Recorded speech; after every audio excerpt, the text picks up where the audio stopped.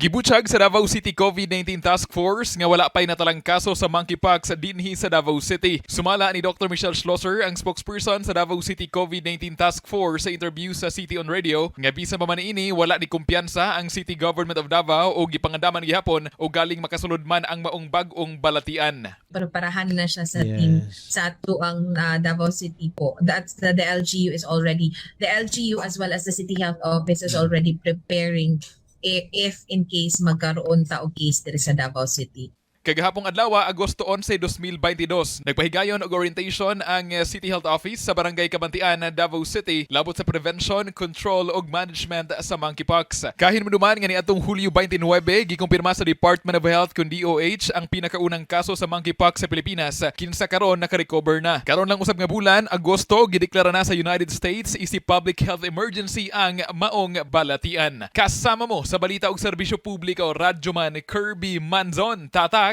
our man.